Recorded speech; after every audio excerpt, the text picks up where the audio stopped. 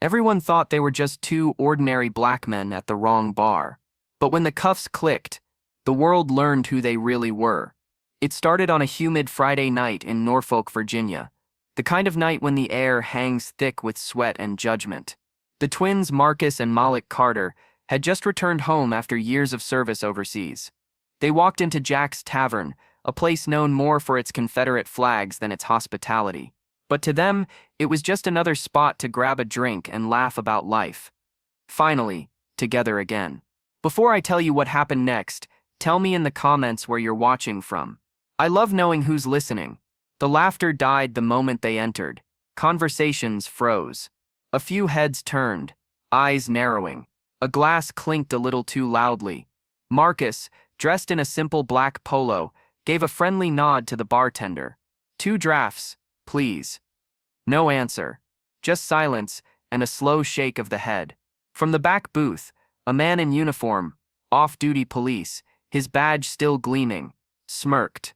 You two lost. Don't think your kind's welcome here. Malik's jaw tensed, but Marcus put a steady hand on his brother's arm. Years of command had taught him that calm could be louder than rage. Still, when the officer stood, the tension in the room snapped like a wire pulled too tight. Let me guess, he sneered, stepping closer, fresh out of jail or just looking for trouble. The bar seemed to shrink around them. Every eye, every breath, waiting for a reaction. Marcus's voice was steady, deep. We served this country longer than you've worn that badge. Laughter erupted, harsh, mocking. Sure you did, and I'm the president. Then, like a match to gasoline, it escalated. The officer grabbed Malik's shoulder, shoving him back. Chairs scraped. Someone shouted, "Call the cops." The bartender did, not realizing one of those men was already a captain in the U.S. Navy. Within minutes, sirens wailed outside. Blue lights washed the windows. 3 officers burst in, hands on their holsters. The crowd stepped back, forming a half-circle of judgment and fear. "Hands where we can see them," one barked. Marcus slowly raised his hands, voice calm but cutting through the chaos. "Officer, before you make a mistake you'll regret, check my ID." But they didn't. Malik was slammed against the counter, the sound echoing like thunder.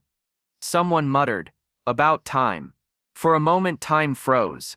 Marcus's eyes met his brother's, a look filled with everything unspoken. Not again. Not after everything we've survived. Then the air shifted. A deep voice came from the doorway. "Stand down." Everyone turned. Another officer had arrived, older, composed. His eyes fell on Marcus, then widened in recognition. "Captain Carter," he whispered. The room went silent. Marcus gave a small nod. "At ease, Lieutenant." Shock rippled through the officers.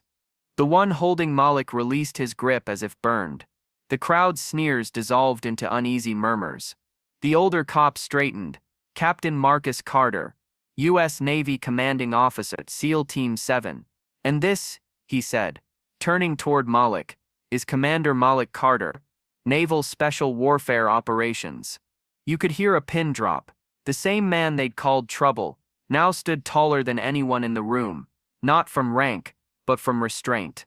Marcus adjusted his sleeve, where a faint scar traced his wrist, a reminder of wars fought far from home.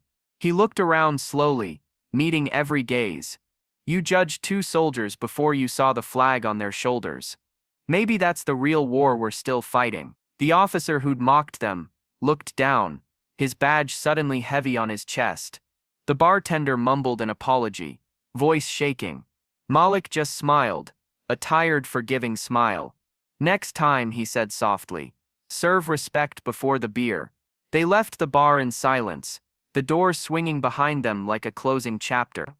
Outside, the night air felt lighter, as if the city itself had taken a breath it didn't know it was holding. Because justice doesn't always roar. Sometimes it stands tall, calm, and unbroken. And on that humid Virginia night, 2 brothers reminded the world that respect isn't given by rank, it's earned by dignity. If this story moved you, make sure to subscribe for more powerful stories like this one. And tell me, what would you have done if you were in that bar?